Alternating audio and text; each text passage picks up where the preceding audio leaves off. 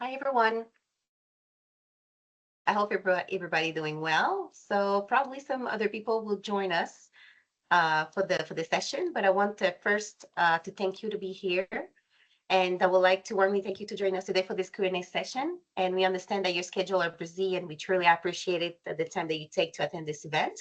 So we hope that you will leave with clear insight and actionable step after this Q&A session. So I will just share my screen to start. Awesome. So for the ones who was not available the other session that we having, so we're making a webinar on the 18 February that was on preparing the Canada Defense Supply Chain. So that was principally talking about the CPCSC certification, and also a lot of people having a lot of questions during the webinar and after the webinar. So this is why we decided to create a Q&A session for you guys can having the chance to asking your question to your experts. So for the purpose, the objective of the session is to letting you feel free to engage and let's make this an interactive discussion. Actually, we can see then people asking their question at the end of the session, but feel free to, if you're preferring to write it down in the chat, your questions, or also to take to speak instead. You can make both as you want. So you can take the responsibility when you want. So for this Q&A session, we having with us Tyler Cummings. So Tyler, I will letting you to presenting yourself. Hi, good morning, everyone. I'm Tyler Cummings. I'm the director of the Cybersecurity Certification Secretariat at the Canadian Embassy in Washington. I'm responsible, or my team is responsible for the development and implementation of the CPCSC program for defense contracting in Canada. And I'm happy to be here. I see some familiar names and happy to answer your questions today. Thank you, Tyler. Karim, would you want to presenting yourself? We can't hear you, Karim. Thank you, Karin. My name is Karim. I'm the Chief of Cybersecurity for StreamScan, and I'm a CMMC expert. I work with more than 20 companies now to help them to comply to CMMC and to put in place what are the requirements that are needed to comply to CMMC and also NIS 800-171. And I'm happy to be with you today to talk about CMMC, and it will be a pleasure for me to answer to your questions. Thank you. And for me, my name is Karen Brisson. I'm the Manager Growth and Sales Strategy for What's Everything Englobing Aerospace Defense Critical Infrastructure and the CMMC at StreamScan. Just for the new names who doesn't know us yet, I will just make a little introduction of StreamScan. So StreamScan is an operational cybersecurity company. So our goal is to safeguard manufacturing companies along with those in aerospace defense, critical infrastructure from cyber threat. We also specialize into network monitoring and incident response. We offering support to help organizations to meet the compliance requirements for framework like the NIS 800-171, CMMC, and also to lead the CPCSC. And as one of the few Canadian organizations recognized as registered provider organization, so RPO, we are qualified to assist company in their journey toward the CMMC compliance. So we will dive into the questions. So we're preparing also some questions for if you guys doesn't want to speak already or something, but we're gonna start with if someone having a question they want to ask, feel free to write it down in the chat or just also want to talk directly. So we already have a question here from Taryn. So is the US certification CMMC recognized in Canada in place of the Canadian certification? So I think this is a question for you. It is. It is our. It has been our goal. It remains our goal to accept CMMC certification as equivalent to CPCSC. I will add there is a little nuance. That is where the scopes are identical or largely overlap. For example, if you have a CMMC certification for a service contract in the United States and you come here and you're bidding on a contract in Canada, we may ask you to do some additional or have your system that applies to that part of the contract assessed under CPCSE. But as I said, the goal is largely to accept CMMC at level in Canada. Awesome. Thank you so much. So do we have some other questions? Some people that want to asking their question directly, or we can dive on the question that we prepared. So we're preparing some question with big segments. So first one is all about governance and international recognition. So feel free to asking also your question in French if you prefer. This session is both in English or French. So we're having a question from Alan. Any insight into the working tools or other tools that DND was talking about providing? Hi, Alan. Yes, of course.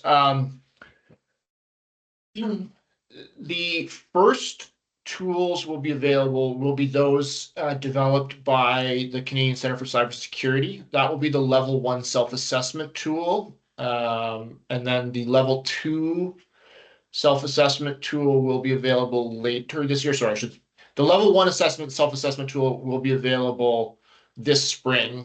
Don't have a specific date, but I'm expecting April, May.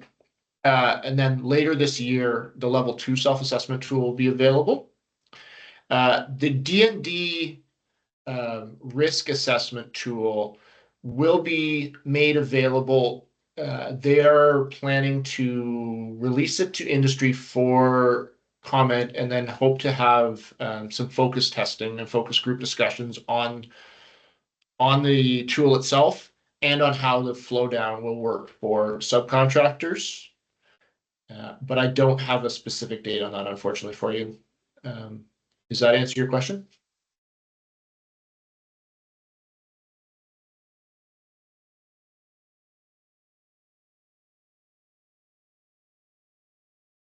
So I'm just write down this. So he said yes. For those I've gone through NIST 171 revision 3 in terms of what the CMMC and then using requirement identification, the deviation be expected to work through tools, or will that work be accepted? Where you have gone through a NIST 800 171 Rev 3, that should be accepted.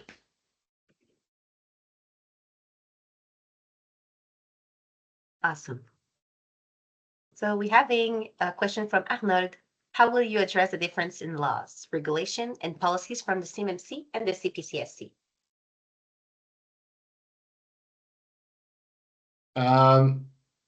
We are, as I said, we accept CMMC, which was developed under the laws and regulations of the United States of America.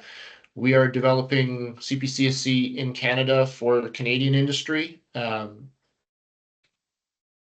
It is our right to accept and our choice to accept CMMC as equivalent. And then excited to that where there are differences in scope, we'll have to talk about that for the specific contract. And that's, largely, I mean, we are setting the program up for Canada for the Canadian industry. Awesome. We're having another question from Anthony. So if we already have CMMC 2.0, will you still have to cover the third domains? Sorry, am I missing the question? Sorry, can you repeat, please, Kenan? The Q&R, of course. It's in the Q&A. Okay, no, that's okay. I was reading the chat. Perfect.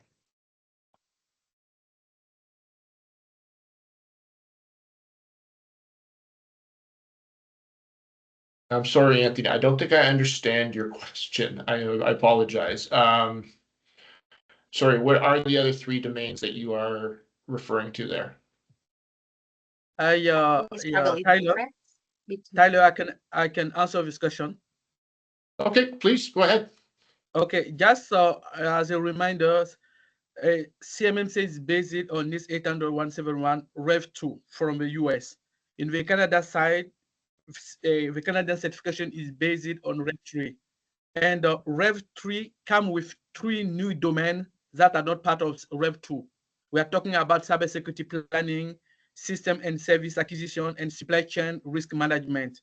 If you comply to the US CMMC level 2 and you want to comply to the Canadian certification, you have to ensure that you also comply to the 3 new domains that are added. You have to do that. That is responding to your question, Anthony.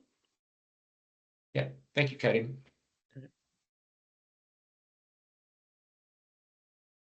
Awesome. So for the moment, we don't have, oh, we're having another one. So from Eric, the fact that the US is becoming a not ally, what kind of problem can it cause for the CMMC and the equivalency?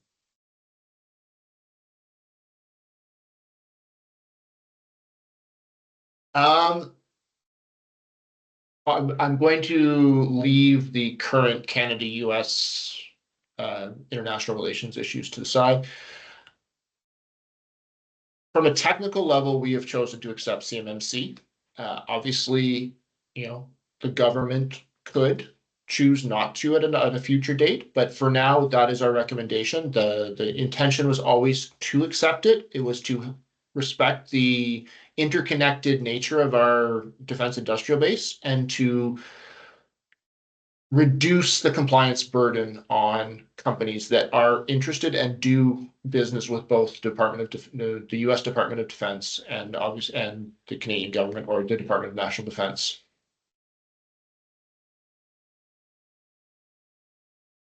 Awesome. We're having a question from Alan, just to follow through on things. Will there be a mapping on the ITSP, 10-171, ITSP 10-172 back onto the NIST 800-171? Will this mapping also extend to requirement expected under the control good program?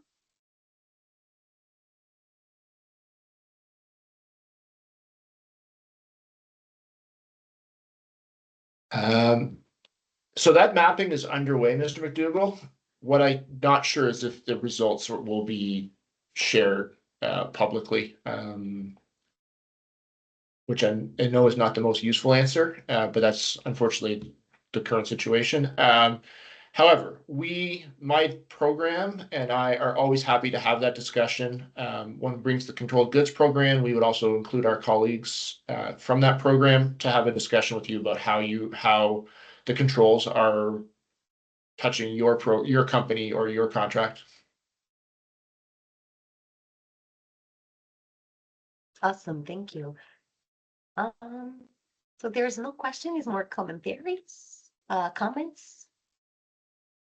So I see the Q&R, we're not having other question here, and also in the chat. So we can going through the question that we preparing. This is the question that we're having the most. Those ones, we're having 5 or 6 questions concerning the governance and international recognitions. So one of the question that we have, I think we're responding a little bit later, but is Canada establishing an ecosystem similar to the CMMC with CyberAD to help companies preparing for the assessment? So Canada is preparing and is establishing an ecosystem similar to that in the United States. There are a couple of key differences. One, we are not establishing a separate certification body like the CyberAV. Our certification body or our accreditation body is the Standards Council of Canada. They are a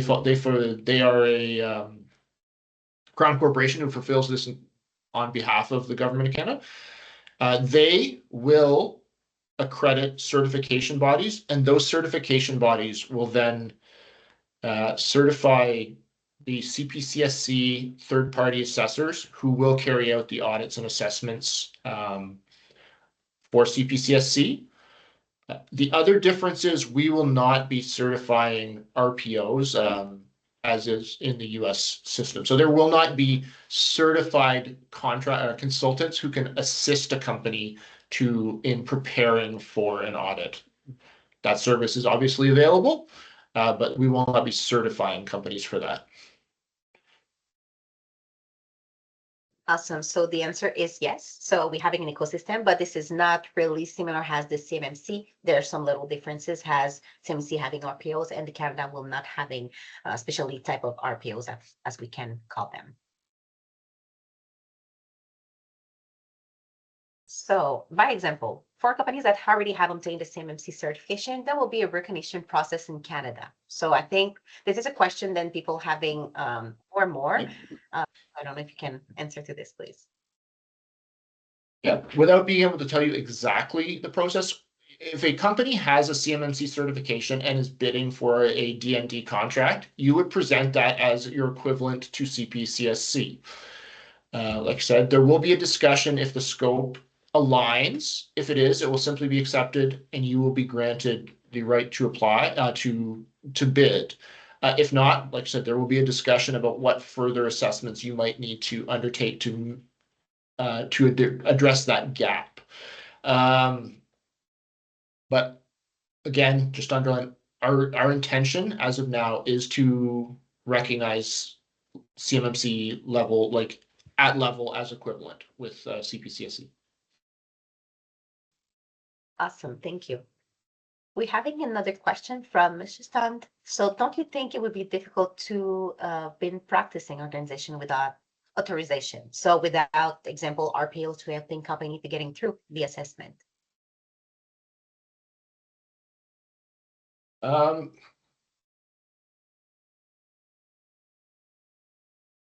think, well, we in setting up our ecosystem here in Canada, we have decided, or we took the approach that the market will provide the response.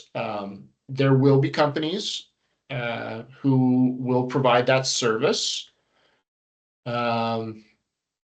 You are correct, they are bound. And in Canada, companies are bound under their own.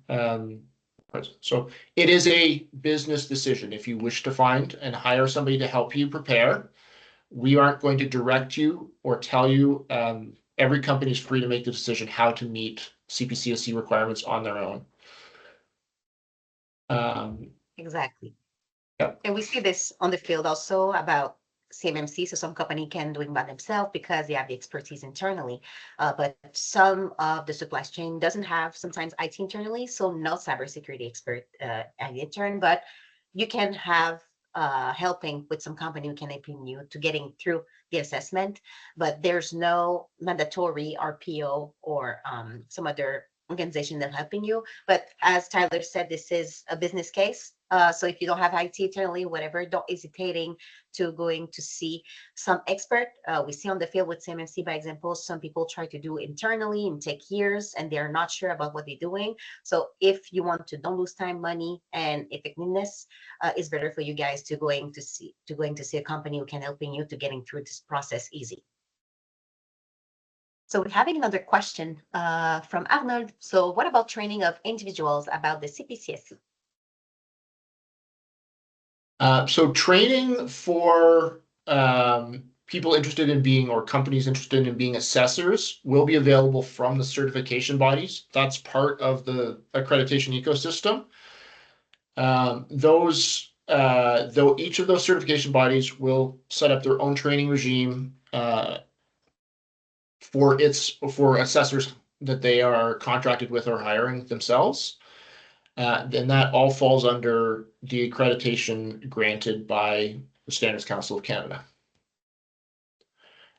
If you're talking about training outside of that, no, there's no specific training. It's you would reach out most likely to my organization and just simply have a discussion about CPCSE, and we'll try and provide some advice or respond to your questions. So there's a comments about, as you said, about this old question. So this question was RPO are bound. So under the CMMC code of conduct. So he said then leave gap for any false claim, substandard compliance. So I think it's more common than a question. And also there's another question just under. So will 3PL we be certified and authorized? So Yes. they want to do the certification. Yeah, so That one I can, that's the C3P, so C3POs, and they will be called C3POs in Canada. Will be certified. They will be certified by the certification body or bodies accredited by the Standards Council of Canada. Mhm. And so you, if you are, yeah, when you are looking for, if you're looking for a C3PO, there will be a list of the certification bodies of the accredited and certified C3POs so that you know that the person that you are, the company you are looking at or companies are certified under the program. Awesome. From Alan. So this question is, has the ecosystem rolls out? What kind of help, assistance, or feedback are you likely to be looking for to avoid some of the issue we're seeing south of the border? That's a great question, Mr. McDougall. So we intend to, well, one, we will be keeping up our regular industry contact, both in sessions like this, in sessions with other industry associations through our regional development agencies. So we value all of the input and discussions we've had. We will also be having specific feedback sessions as we reach particular milestones. So after the level 1 tool is available, we will hold sessions with companies to get a feedback for how the tool is working. Is it, has it been simple? Has it done what it's supposed to do? Did you have problems? And we'll be iterating on the program as we go forward. And that will continue as we go to level 2. And level 3, although level 3 is slightly different because it's entirely controlled by DND. But I mean, if I want to answer that briefly, our intention is to have regular feedback, seek regular feedback, and have regular discussion with the users of the system and the companies that are falling under the certification regime or compliance regime. Awesome. So for the moment, we don't have other questions, so we will continue with a question here. So a question that we're also having from our client who's doing the CMMC. So will the U.S. Department of Defense will accept the CPCSC? In some ways, that's a simple answer. At present, no. The current CMMC rule does not permit them to accept foreign certifications as equivalent to CMMC. So that, like I said, there's a short answer. We continue to have discussions with them about ways we can reduce the compliance burden, reduce the overlap between the two programs. There's broad recognition that the controls are technically identical, that the intended accreditation regimes are largely identical, and therefore we can look at possibilities for joint assessments or other ways to try and reduce the burden. But to come back to the base question, no, they will not accept CPCSC at the present time. It is clear. Perfect. So we're having another question from Alan. So one of the major challenges that the USA is going to run into is where the target of an audit evaluation disagree with the assessors. Have any thoughts been given to a challenge complaints resolution process? Interesting question. It's a fantastic question, and which we have had some initial discussions on. The first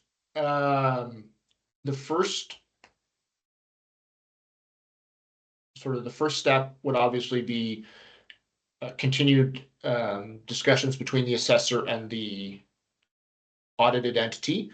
There also are the Standards Council of Canada has some involvement on like broader disputes between assessed entities. But I take the point, and I think it's an area that bears some further discussion.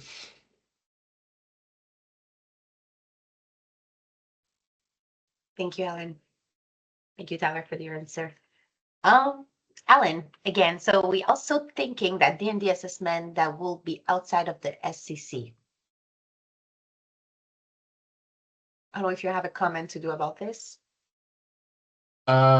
Yes, so you're correct. Level 3 assessments are outside the Standards Council of Canada. They are controlled entirely by D&D. The Department of National Defence is in the process of standing up an audit team to look at only at level 3 assessments.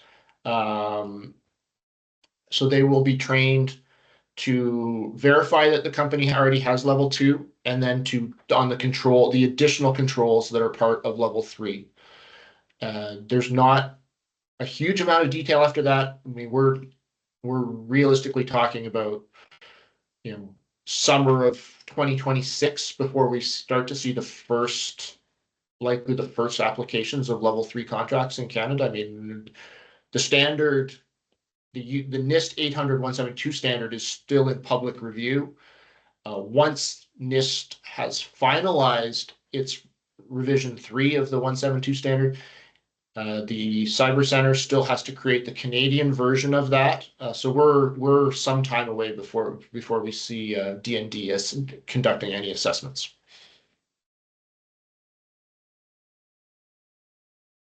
Awesome. So I hope it respond to your question, Helen. We can pass to another question here. So, okay, so I think we already responding to this, but I think we're gonna just clear it up. So is the goal to ensure mutual compliance with CPCSC, or will companies need to obtain both certifications? So if I'm a company, I'm working with the DoD and the D&D, did I need to having both certification to make sure that I can apply to RFP for both governments? So you're correct, Claudine. So a company that is doing business with the U.S. Department of Defense and the Canadian Department of National Defense would need to have both. If you have CMMC, as I've already said, you would likely be granted CPCSC or most of CPCSC based on your CMMC certification. However, if you are a Canadian company that has CPCSC, you will have to get CMMC to continue to do business with the U.S. Department of Defense. Karen, I just want to add something here. Yes. What Tyler is saying is, if you comply to the US CMMC level 2 or level 1, and you want to comply to the Canada one, just ensure that all the data from D&D and DoD are in the same enclave. Don't put them outside. You have to ensure that the scope is the same, the CWIS flow is the same, and when D&D will do its audit, they will say that all the data are stored, transmit, and managed on the same array, and this will help you to have the Canadian certification without too much modification on your network systems. So people doesn't need to seem as big as they think, is because if they already put one on place, they have some few controls, by example, if they want to go to the CPCSC after. So this is not something that they're starting from the scratch from the beginning. You already have a good base on place. So it would not be something too heavy to put on place for another certification, by example, if this is a CPCSC or the CMMC, if I'm correct, Karim. Yes. Okay, awesome. So for the moment, we still have no other questions. I will pass through other ones. So how does the CPCSC differ from the Control Good program? So this is a question that we're having a lot. So I don't know if we can maybe explaining both purposes from the Control Good programs and the CPCSC. Probably, what is the purpose from those two? I will try. I am no expert in the Controlled Goods program. So the Controlled Goods program was established to do compliance on materials that are classified under the US ITAR program. So it addresses classified materials, and it has also have unclassified. Some ports are unclassified. It does touch on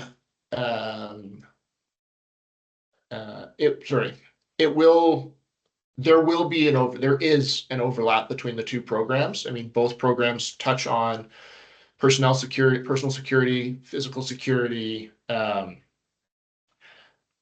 CPCSC then goes into your company's IT architecture and how you actually are set up to protect that information. Whereas controlled goods is focused on how you are protecting the information directly related to that specific, the good or goods that you are acquiring or exporting.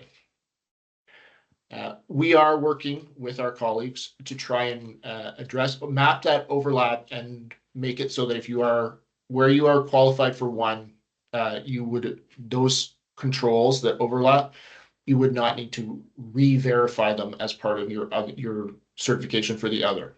So lots of companies that hold controlled goods stuff, it will help you meet your CPCSC requirements. Awesome. So if we understand it well, those two purposes are likely different. So if we're having cultural good, this is not an equivalence for the CPSC, but it will helping you out to already have some checks for the CPCSC certification. So we don't have another question yet, so we'll continue. So we're entering into another segment. So about the certification requirement in process. So here, Karim, I think I can asking you this question. So what are the main differences between the CMMC and CPCSC regarding the NIST 171 Rev 2? And also for the CPCSC, because it's based on the Rev 3 requirements. So for people who are more visual, we having a little photo here to letting you explain the control. So Karim, I will let you explain a little bit the differences between those two. I think it goes with Anthony at the beginning. Okay, what you see on the screen is in one part it is CMMC NIST 800-171 Rev 2. In Rev 2, you have 14 domain, access control, and awareness and training and over. What you see in the screen, you have what Rev 3 add or remove from Rev 2. Because when they decided to move to Rev 3, we saw that there are some control in Rev 2 that are not well enough. They are not good, and maybe we need to change them. For example, when I take the case of access control, which is the first domain from NIST 800-171 and CMMC, for Rev 3, remove it 5 control, and they add 1 new control. And talking about incident response, nothing is changed. It is the same kind of control, and then nothing new on that. And you can see here that user awareness and training, nothing is changed. Audit and accountability, it is the same thing. If you comply to CMMC level 2 from US, it is the same for the Canadian one. Configuration management, there is a new, they don't add nothing, and they withdraw 1 control. And identification and authentication, 1 new control is added, and 4 was removed. And when you take all of that, we can see that there is, I would say, not much change compared to Rev 2, but Rev 3 comes with 3 new domains: cybersecurity planning, what you have to do to plan your cybersecurity; system and service acquisition. This is a new one, which is very important when you have to acquire new technology, new product, what are the cybersecurity requirements that you have to take into account; and supply chain risk management. Because today, when we see the landscape of the attack, more and more attack are targeting company, and sometimes the bad guys will jump on your partner network, compromise them, and after that, we will move to your network. This is the reason why Rev 3 considers that it is very important for you to consider the cybersecurity risks that come on your networking, on your network from your partner. And this is the reason why we added this new domain, and we have 4 new domains that are part on that. And if you compare to Rev 2 and you want to move to Rev 3, there is not a big change. The approach change, sometimes you have some controls that are removed or added, but it is not too much job that you have to do. Thank you so much, Karim. So Anthony said, do you have a list of all the changes? So we have in Helen, they just sharing in the chat a link where you can see the differences, but also we can share after the session. We StreamScan, we write down an article about this, so we can share it to you guys also after. Thank you for sharing, Alan. So we don't have it other question for the moment, so we will continue. Tyler, so when will the program will be full implemented? I think at the beginning you're talking about this in 26, but I'm gonna letting you continue on this. So it is a flexible implementation. It's a phased implementation. So there is no firm end date. Just based on how we have mapped out the likely implementation, we will see, as I said, we will see the level 1 self-assessment tool become available this spring. There will then be a date set, likely very late in 2025 or early in 2026, when level 1 requirements or certifications will then become a requirement for contract award, and it will move to level 2 will move during 2026, and level 3 notionally 2026. If it is, it's very late. So I think the easiest way to answer that is the program will not be fully implemented probably until 2027 at the earliest. I mean, it is going to take some time for us to get all of the certifications up, let industry acclimatize to each of the sets of controls, and then obviously we're still waiting for the second standard. So level 3 is definitely some time away.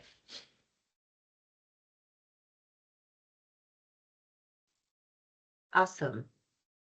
So we're having a question also, if the data, if they are on the FedRAMP cloud in US, that will be okay for the CPCSC certification?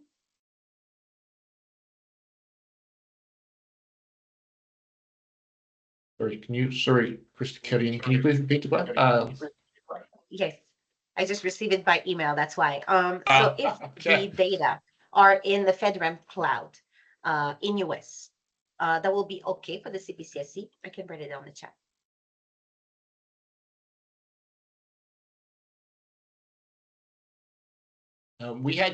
Unfortunately, we had this question at a session last week with run by our colleagues at PSBC. We're still talking about that with our colleague with the Cyber Center. I think the answer is going to be no, it should be in Canada, but I don't have a firm answer for anyone yet. When we do have an answer, it will be available on the CPCSC website, and I will happily share that information with people who have been on these sessions and certainly in all our future interactions.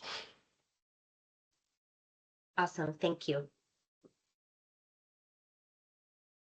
So no other questions. So what is the expect release date for the level 1 self-assessment questionnaire? Will primary version, will be available? So I think I already touched on it, but we expect it's going to be later this spring, April-May time frame. And no, there won't be a preliminary version. The tool will be made available for people to trial, to work with, to use as a self-assessment. You do not need to take it to run it all the way through to get your level 1 certification. You can use it as a tool to practice or work on where you are in terms of meeting the 12 controls for level 1. Awesome. Something that I want to add here, Karine. If you work with DND and DOD, and you for the US part, you have to comply to CMMC level 1. For the Canadian part, what I advise you is to take the NIST 800-171 Rev 3, and because at this time we know what are the requirements that are needed to comply to CMMC level 1, and the Canadian also.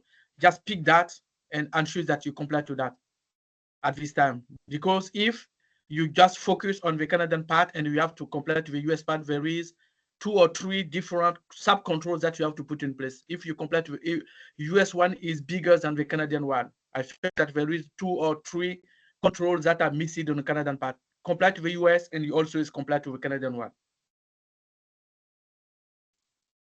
Thank you, Karim. So will the CPCSC will apply only on 2 new contracts saying after the implementation date, or will existing contracts also be affected? So if we already have contract right now and the date is arriving, will be affected, or is only for the new contracts?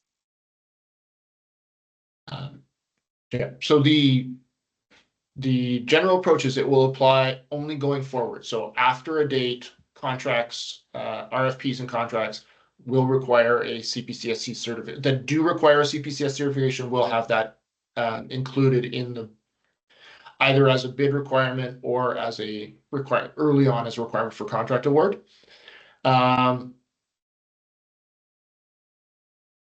There is at this time no plan to retroactively apply it to existing contracts. In the very rare cases, particularly of long in-service support contracts, there will be a discussion directly with the contractor as to when an amendment might be made and when it might be applied, simply because some of those contracts have 20-year durations. And obviously our goal is to eventually have this applied to everyone, but those are the exceptions, and the rule is it will only apply going forward, and the dates of when it will be applied will be made very clear well in advance for everyone. Okay. No question for the moment. Whoops. So I think this we just responding a little bit, so we can go into another segment of the question that we having the most. So we having a lot of question about the impact on businesses and subcontractors. Still with CMMC, there wasn't a lot of question about this. So we have a question: will level 2 certification will be required for all type of Pro B information? I think the easiest, or this one's not an easy question to answer. If for people who are familiar with CMMC, the levels align directly with types of information or classifications of information. Under CPCSC, it does not. It is a risk assessment on each contract that is being developed by DND that talks about complexity, need, criticality for the CAF, and optionality of suppliers. So the results of that determine what level. So you could have a Pro A contract that is level 2. You could have a Pro B contract that is level 1. So it's not, there is no, the level and the classification of the information do not, they're not linked.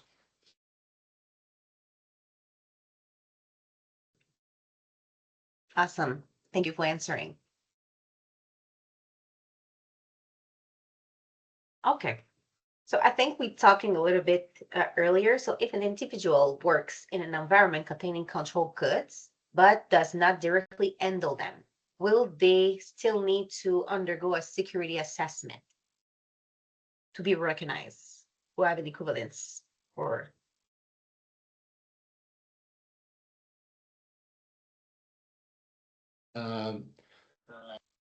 so if this question is about whether you need to be certified for controlled goods, I don't know. I'll share that question with my colleagues who work on that program. If you work in an environment containing controlled goods, but you don't handle them or the information, you probably do not need to undergo a CPCSC assessment. The assessment, CPCSC is at its base is about information related to contracts, government information related to contracts that is held on your system. So if you are not touching anything, you probably do not need to undergo a CPCSC assessment. thank you for this. So how Canadian companies become certified to conduct external audit of CPCSC for level 2 and 3? Okay, so first and easiest part of that question, No Canadian company can become certified for level 3. Level 3 is being handled entirely within the government. And like I said, DND is setting up its own team to do level 3 assessments. This is exactly the same as in the United States, where the Defense Industrial Base cyber assessment, I can't remember what the last C team was set up to do these same assessments for FedRAMP and for CMMC. For level 2, you would, if you're interested, first place you would talk to is the Standards Council of Canada. They are holding a list of companies that have already expressed interest in either being a certification body or an assessor. And as soon as the Canadian standard is available, they will open that ecosystem up and start accepting actual applications. They will share the requirements to be an assessor. They will share the requirements to be a certification body, and then begin working with those companies that want to be in that space to get certified.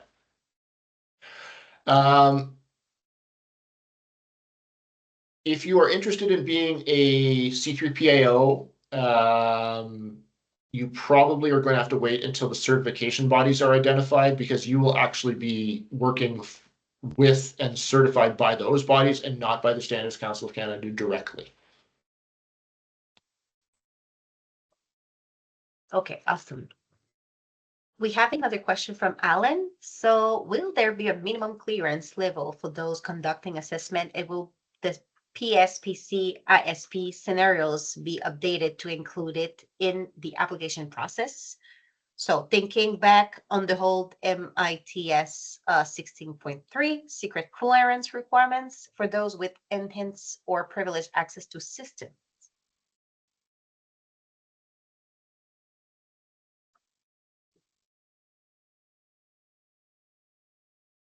So there will, I guess what I can say is there will be a minimum clearance level required for assessors.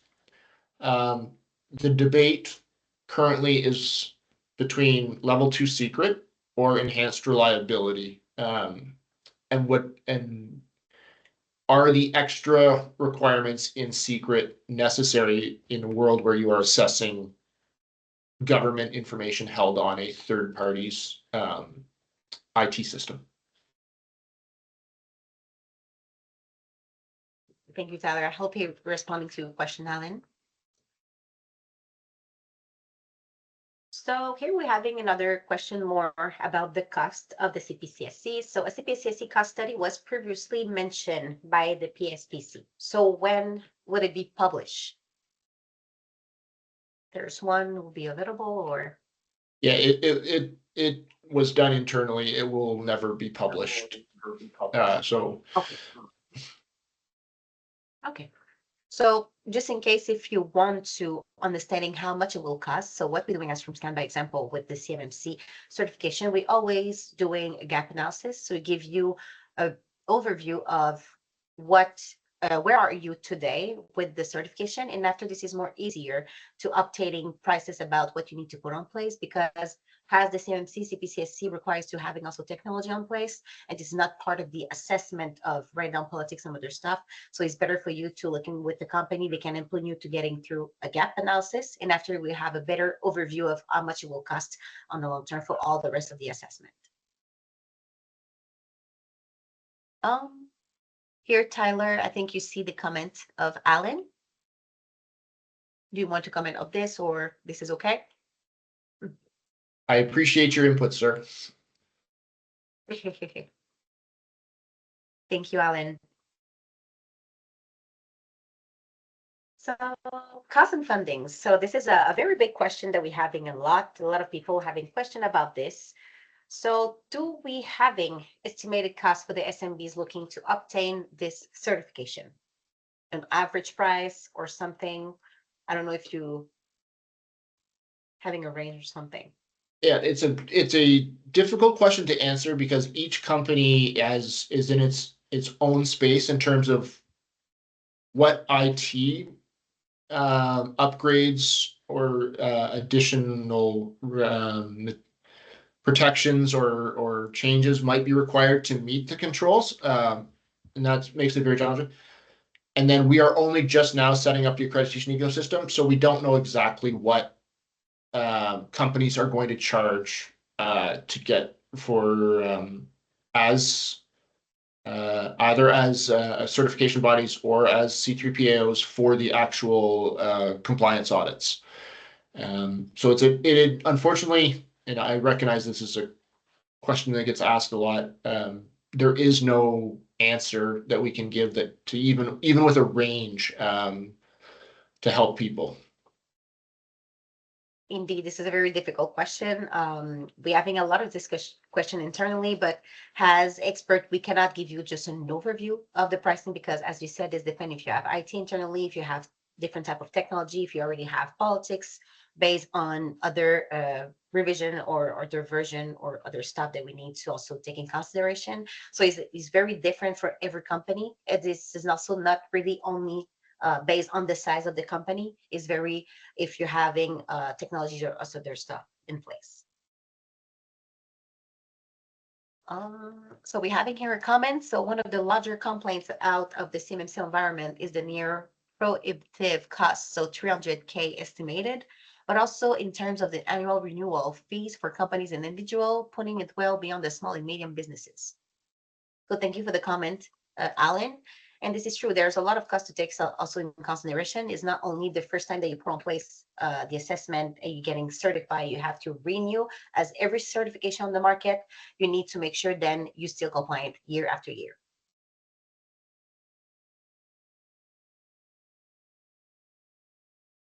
Will Canada providing some financial assistance to small businesses to support the CPCSC compliance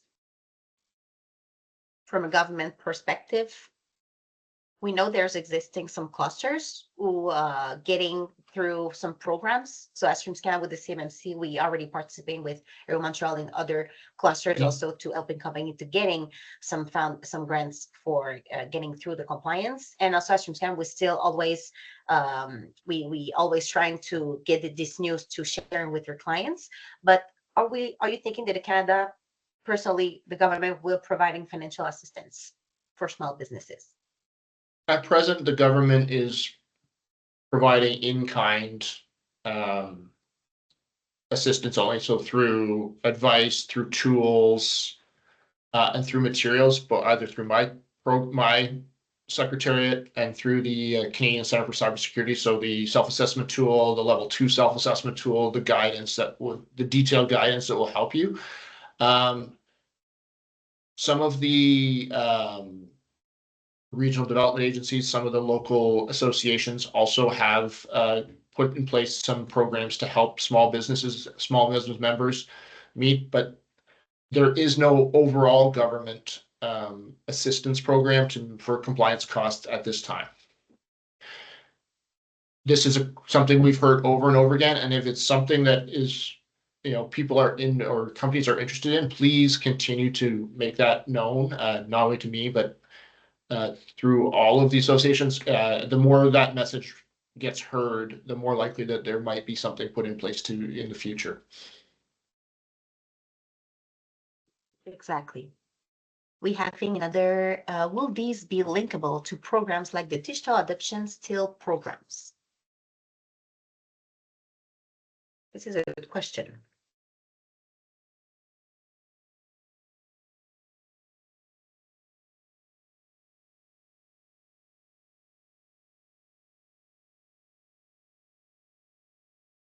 I'm sorry, I'm not familiar with the digital adoption program, so I'm not able to provide any comment. I think it's depending on every program. This is different from a program to another one, but it's something that we can take in consideration and come back to you, maybe, Alan. Thank you for the comment. So we're having only 2 minutes. I don't know if people are having some other question, but just to the next step following this session, I don't know, Karim, if you can give some info for people who want to starting the CPCSC journey. What is the best practices to put on place for the next step after this Q&A session? Oh, Karim, you're on mute. Yeah, I think that what we can remember here is that the Canadian certification will start by your level 1. And for that, you can start doing a gap analysis for level 1 to know what is in place now in your network, in your environment versus what the Canadian certification level 1 is asking. You identify the gaps and you start fixing them.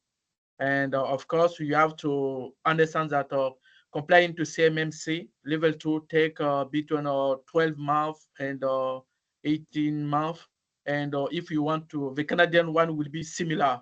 And just if you start now, you can put in place what is needed by step, and maybe in 1 year or when the Canadian governor will ask you to have the certification, you will have enough time to do that. Don't wait, because if you wait, sometimes it can be very hard to get comply to CMMC and have your certification. And when you have to do you want to comply to the Canadian certification, of course it is like CMMC. You can implement some quick wins. Sometimes there are some tools, some services that you can acquire, like network security monitoring services, SOC services, and other. And this kind of service, which are external, will come with a lot of controls that are made by default. And when you take them, you will gain in time, and you will have a cost reduction to comply to CMMC. And one thing that I strongly advise you is to don't start to do it by yourself if you don't have expertise on that. Because for CMMC, we see many companies trying to understand what have the control, how they have to do the implementation, and they are wasting time. And after several months, they see that the way that we are dealing with CMMC is not the right thing to do. If you don't have expertise, you can do a training or find an external company which have experience in CMMC and Canadian certification, and they will help you to go fast. And at the end, you'll be sure that what you put in place, what is required by CMMC, and this will help you to have your certification.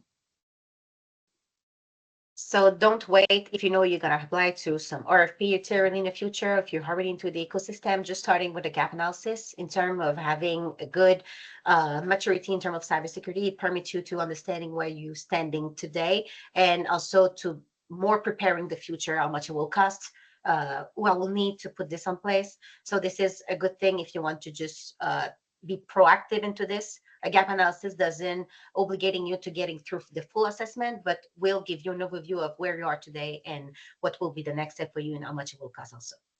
So I want to thank everybody to coming to this webinar. Thank you so much, Shire, to be part of this and answering to all the questions. So it's very, very awesome for all companies who are having a lot of this question. And if you have other questions, don't hesitating to write it down to us. After this Q&A session, we will send in you an email with if you want to revising this Q&A session. It's already registered. We can share it with you. If you have other questions, never hesitating to write it down to us. So we'll wish everybody a wonderful day, and thank you so much for participating. Thank you very much, everybody. Thank you so Have a much. nice day.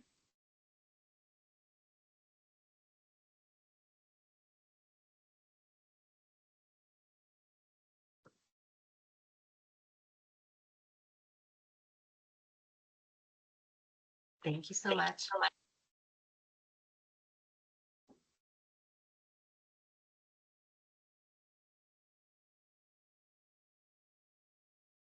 Okay.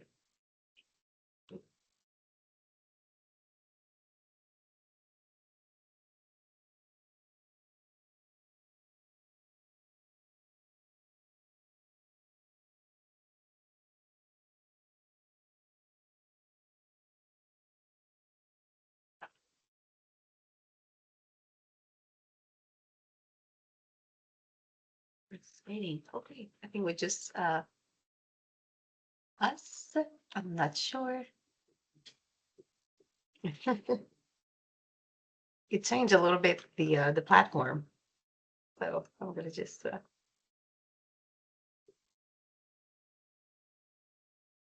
okay. I think you're still recording. Yes. Oh no, it's to stop recording though. It's just okay.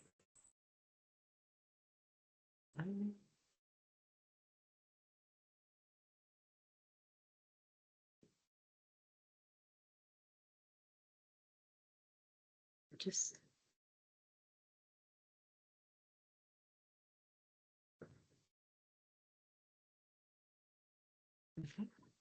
I will close the session because it doesn't want to close. Okay. I will send you another link. Thank you so much, guys. Having a wonderful day. Thank you, Karen. Bye. Thank you.